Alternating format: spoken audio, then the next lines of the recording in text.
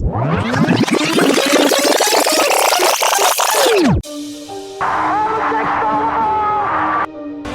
there's a steal by Bird. Underneath the DJ, lays it in. Pierce for three. It's good. Tatum puts up a three. Bang!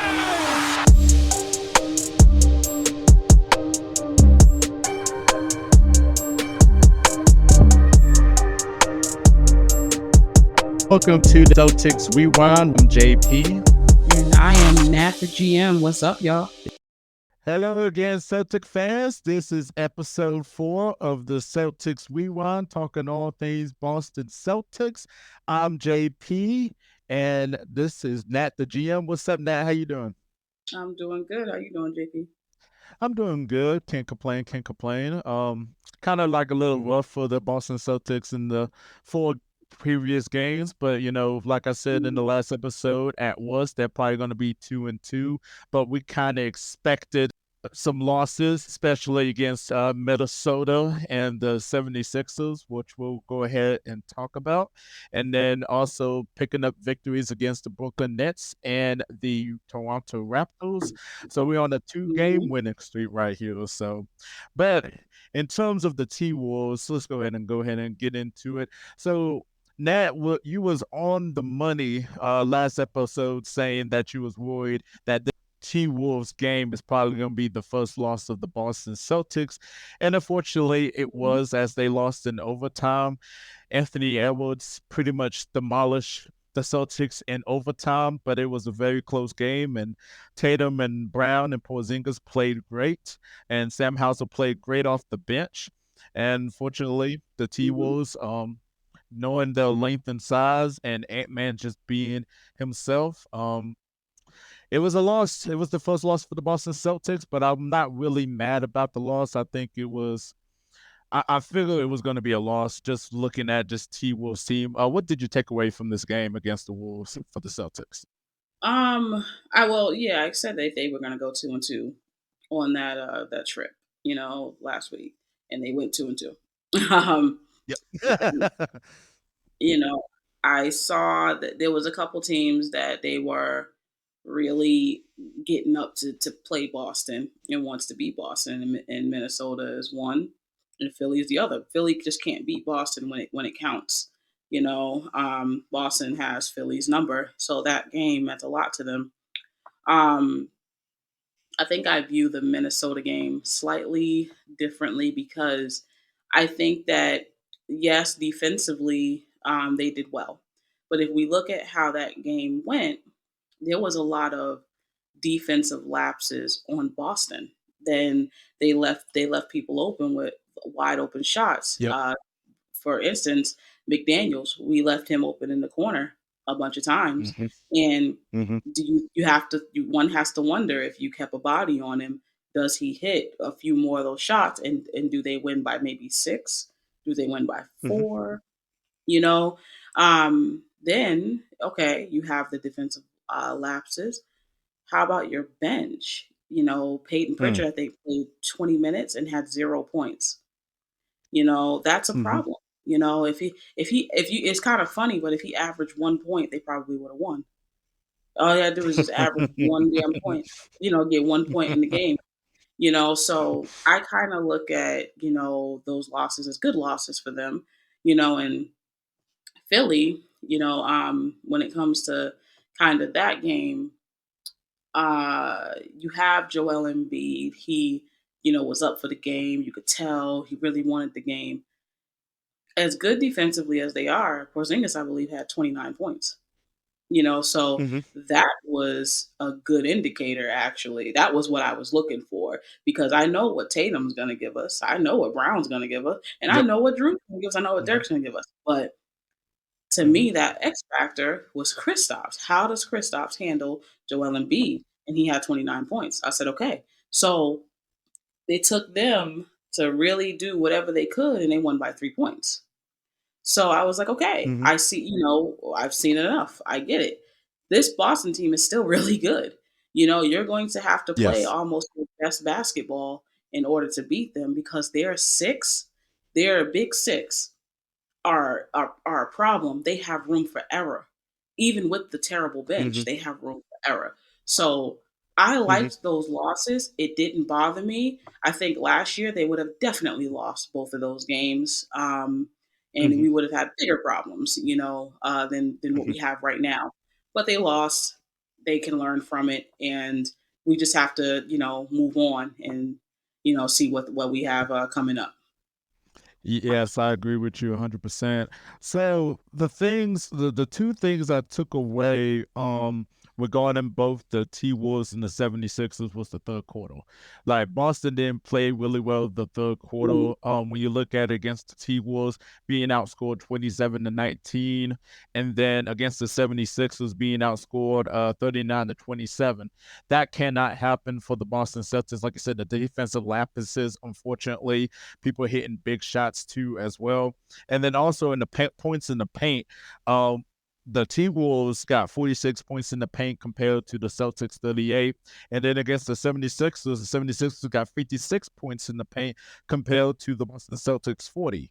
Payne Pritchard, you mentioned him, has just he just drives me nuts these two games because of just his decision making and then just whenever he's just gonna take a shot or just the fact that he just gets cooked on defense, whether it be Tyrese Maxey or somebody. Like he just drives me nuts because you're paying him so much money to have a larger role, and he's not really doing anything, unfortunately, for Boston. So it's kind of just like killing mhm, the bench right here.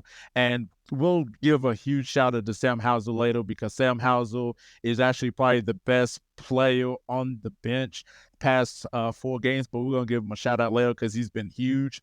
But yeah, Pritchard just kind of just makes me mhm. so mad. I don't know, just when he just comes in, I just kind of suck my teeth and I'm just like, Hup, here we go. Oh, he's gonna get cooked, and Mhm, I know he ain't gonna hit shots. I know for a fact that he is going to hold on to the ball too much. So I'm just like, and I'm just thinking to mhm. myself, when the next time Joe Mizzou is gonna sub him out and get somebody else in because I just can't do it with Peyton Pritchard. I really just can't. Now he'll show flashes, but most of the time it's like, oh, please just sub him out already. Please just sub him out. 100%. When it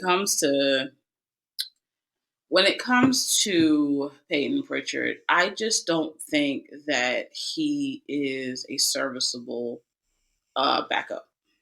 I think Yeah. we've seen this enough, where he's on his either third or fourth year. He just doesn't get it, and it's like he just No. can't keep the game simple. And that's one of my biggest Mhm. problems with him. You can't keep it simple. And I don't think it's his height or anything like that. I just think that he just does not fit with what Boston needs. Now, could he go somewhere else and maybe Yeah. play a little bit better? I don't know. I don't think so, honestly. I think if he was somewhere else, he might not play as much. He might not get these opportunities. When it comes to Peyton, though, he just does too much and too little all at the same time. There have been other Mhm. guards that are a bit undersized or a bit smaller, than others on the court. And like I'll tell you one, most notably on Boston, that I really enjoyed him being on this team was Shane Larkin. I Yes. really enjoyed Shane Larkin a few years ago, Yep. because I just felt every time he came in, something smart happened. Yep. I felt like something good happened with Shane Larkin. Mhm. And he was somebody I was hoping they would have brought back because I thought like he does the little things that equate to big things. And I just felt like he was the backup that we had a little too soon and we weren't ready to really do anything with it. Had, Mhm. had we had that kind of production now, Shane Larkin would probably average about 9 to 10 points just based off of playing simple basketball. He's Mhm. a smaller guy, but if you go back and you look at when he was on the Boston Celtics a few years back, Mhm. he had a very good run with Boston. So I just don't think Peyton Pritchard is the answer, and they need to go somewhere else. I would play Banton and Yep. Brissett over Pritchard, and I would take Pritchard's minutes away, and uh, all together because Hauser is actually the one that's scoring well Mhm. and he's actually doing exactly what he needs to do. I'm here to shoot, and he's shooting the ball at a high clip. So that's the difference. That those are the changes I would make that I think will make a difference. I agree with you as well. So we'll just have to see what Joe Mazzulla is going to do, coaching wise, the next 4 games. But at least we able to get 2 in a row and ended off 2-2. So speaking of the in season tournament, our first ever game against the Brooklyn Nets, even though we faced them before, and come up with the victory. Mhm. Tatum and Brown actually showed out with 51 points, 16 out of 36 field goal, 9 out of 23-point. Jaylen Brown had it going early. Like, he was so aggressive. There was at Mhm. one point I was just like, is he going to pass the ball today?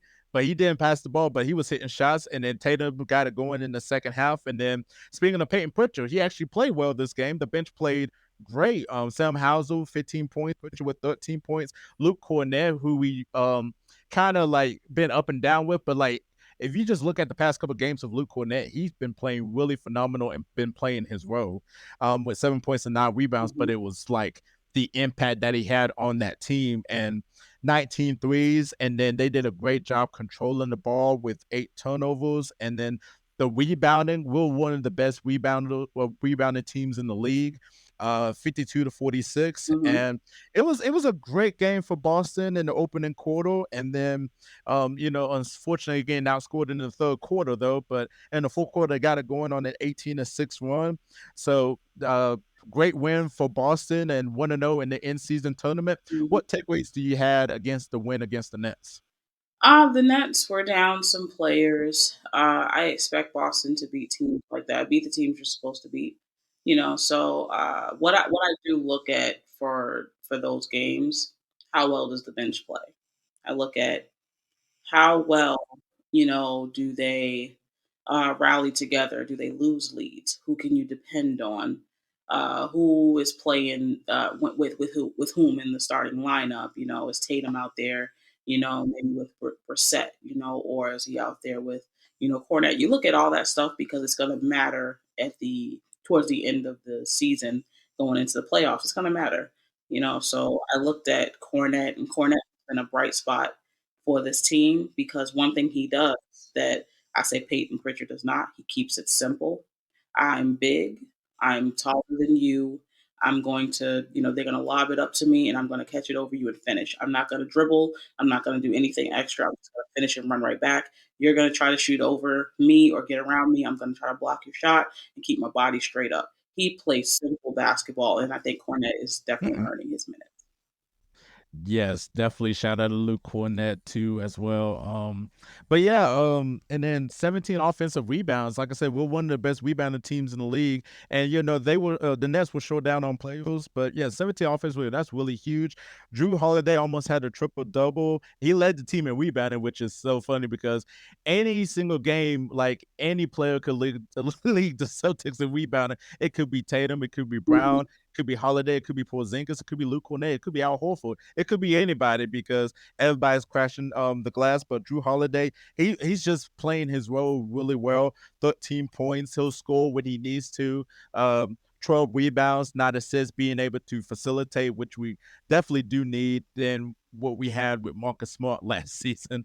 Only thing I had negative with this game was they should do better when it comes to guarding at the 3-point line. Because I've seen in transitions, the Brooklyn Nets was hitting 3-point shots. And then when they're on the half court, they were hitting 3-point shots, leaving them wide open. So if the Boston can do a better Mhm. job of just being able to limit the 3-point shots, I feel like it could have been a blowout. But since it wasn't really not really much of a blowout, it was just like they just kept letting them in the game with 3-point shots.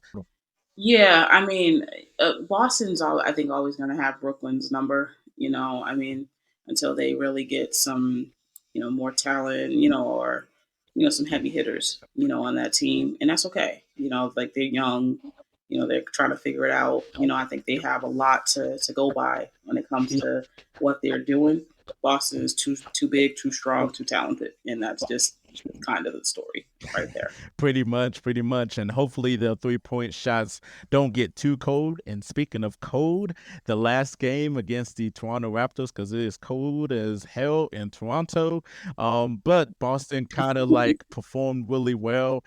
Tatum and Brown one of the best duos in the NBA. I mean, they did it again. They did it again with Absolutely. 56 points, 22 out of 38 field goals, 6 out of 17 3-point. Porzingis played really well with 21 points, 7 rebounds.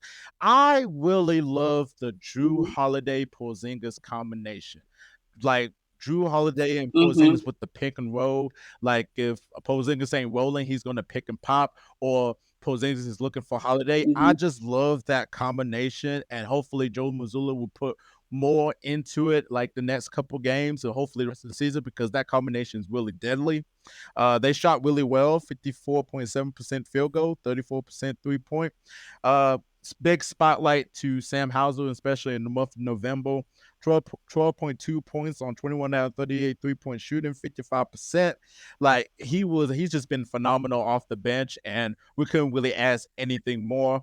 The rebounding battle, like I said, we're one of the best rebounding teams in the NBA, won at 46-37. Points in the paint, the Celtics dominated 60 points to the Raptors 42, hitting 15 threes. Third quarter was pretty much over because Jaylen Brown went on a scoring spree with 14 points in the third, and they just haven't looked back since then. What's Mhm. your takeaways against Toronto? Uh, they're too young. They're not as talented. They're still trying to figure it out. We're too big, we're too talented, we're too strong. I mean, you beat the teams you're supposed to beat, and Boston did that. So you know what I like about Toronto? I'm a big Scotty Barnes fan. I think Scotty is a really Mhm. good player. Yep. Third year he's ascending, Mhm. and you can tell they have a lot of pieces on this team that I don't think quite mix with what they're doing. I think they're kind of holding on to pieces, and at some point, you're gonna start seeing Mhm. Toronto, okay, Pascal, send him off somewhere, get some picks for him. That they're just kind of in that mode, and I don't think Mhm. that, you know, this is the team that necessarily you're gonna see or is gonna necessarily compete, for a playoff spot. I think that they're Mhm. gonna tank, and I think they should Mhm. tank. Honestly, get another high pick, and keep the guys that you're going to build around, especially Scotty Barnes, and go from there. But they have a lot of young Mhm. pieces and good veteran pieces. But again, Boston, too big, too strong, too talented. Pretty much, yeah, pretty much. What do you think about so a lot of people have been kind of like been debating regarding about that Mhm. challenge call that Joe Mazzulla did 3.5 minutes to Right. go in the fourth quarter when they were up 27. So basically the play was Bissett was out of was the last one to touch the ball, and Peyton Hmm. Pritchard pretty much was like, "No, he didn't." Like, "No, he didn't. It should be our ball." And then he went to Joe Mazzulla and said, "Hey, like, I feel like this is our ball. It shouldn't be Raptors' ball." And Joe Mazzulla challenged the call, which made Raptor players and coaches really upset because when you're up by like 20, 30 points, they pretty much want to make the game over. But by just kind of just doing a challenge and just kind of taking a pause and having the game go longer, Hmm. like they just felt like it was just very disrespectful. Dennis Schroeder expressed his displeasure of that call. But the referee said, "Hey, it is overturned. It's Celtics ball." And yeah, Raptors was not happy, but Celtic fans, they were happy. Joe Mazzulla said he was pretty much backing his players up and wanted to make it like a fair game. What do you think about that challenge call? In your opinion, you think it was a disrespectful call, or you think it was a respectable call? I don't understand why it matters, honestly, when it comes to Raptors. You were going to lose regardless if if you kept the ball or if it was overturned. You were still getting blown out. I think that you just want someone to be mad at. I mean, you got blown out. That's your problem. And as far as Hmm. when it comes to the call and the challenge, I thought it was a good challenge. You're still coaching these players, and also Hmm. I think this is lost on a lot of people. You are also building Hmm. chemistry with the referees and in a truthfulness and an honesty, because if Hmm. you say, hey, this we didn't touch this ball and they were and you're right, that means that probably when you say something 3 to 4 months from now, 6 months from now, it Mhm. matters Mhm. because they're like, oh, okay, let me look at it, and Yep. the challenge is there. You're right. You didn't touch the ball. It builds trust. So I Yep. thought it was childish in a way, or just ridiculous. I won't say childish, but I thought it was ridiculous that the Raptors bench and players got upset. You were losing regardless. If you kept the ball or you gave up the ball, you were losing, and the loss is not lost upon me. So maybe win next time. You know. Yeah, I thought it was a brilliant move. Shout out to Celtics legend Cedric Maxwell. He basically said it was a brilliant move by Joe Mazzulla, and he wasn't really mad about that challenge call. But he did say, if I was like a player for the Raptors, I understand why you would be upset about it, though.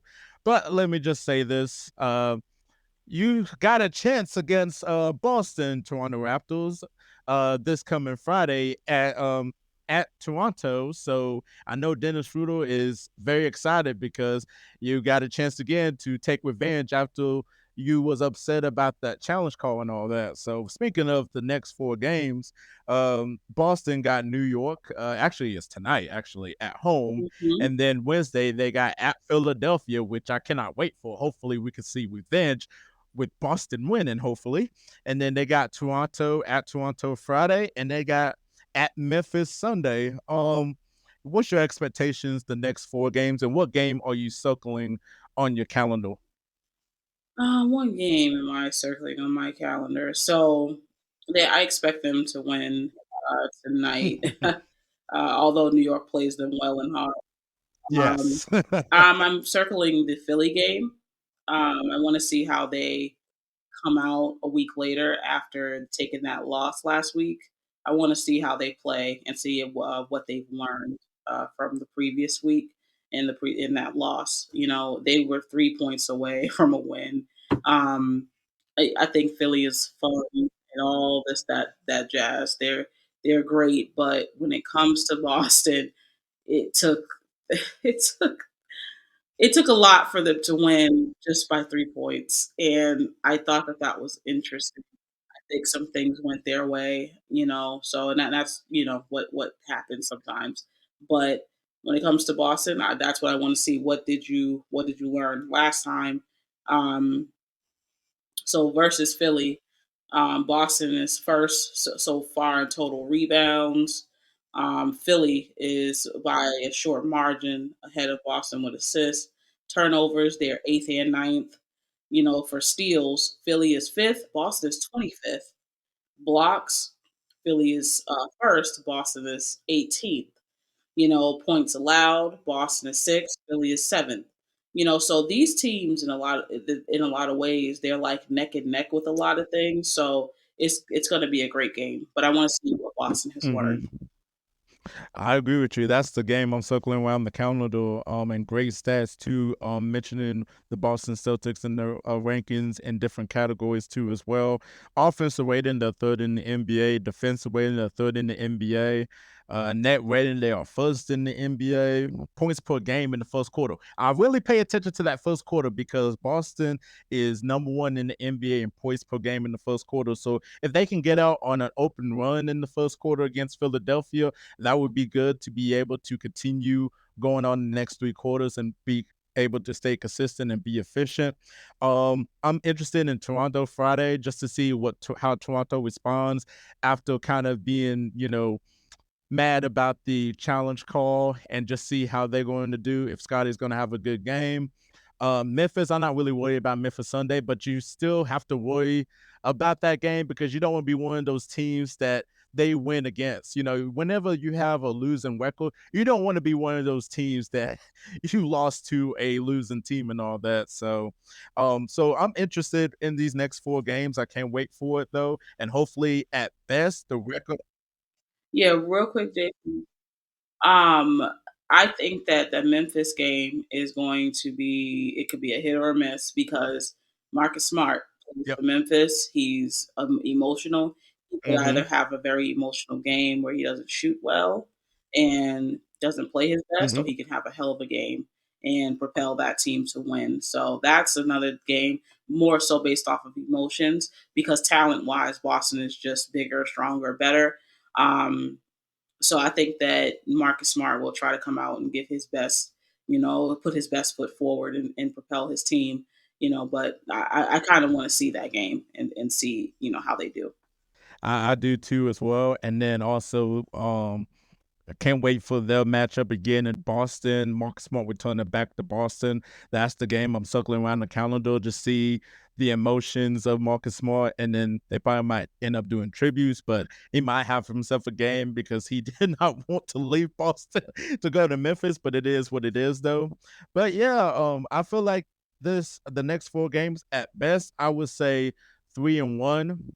I feel like New York is going to be a win. I'm not sure about Philadelphia just yet. I feel like that could be a loss just because Philadelphia is really good and they want to prove that they're the best team. So I don't really know about Philadelphia. I know it's going to be a win against Toronto, and I think it's going to be a win against Memphis. It might be a close game if Boston is just playing to the level of their competition. So at best, I'll say 3-1. But if they're 4-0, I'll take that any day of the week. Absolutely. I think that they'll be 2-2 again. And I think that Who you got them? Who you got them losing to since you said 2-2? I question tonight, so I'm going to watch out for this game and what they're doing. Right now they're tied, in the third.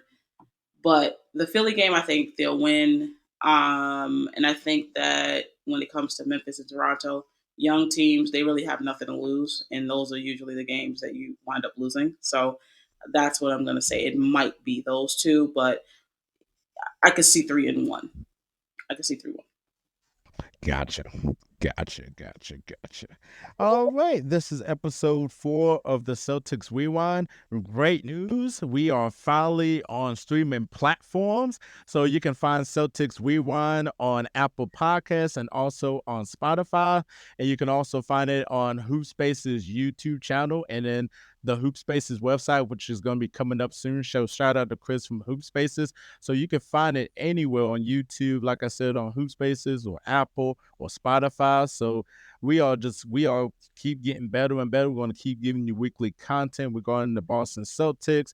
Watch out for the very next episode because we're probably going to have a guest come on to talk Boston Celtics. So I can't wait for it. And I'm excited. And any message you want to say to the people, Nat?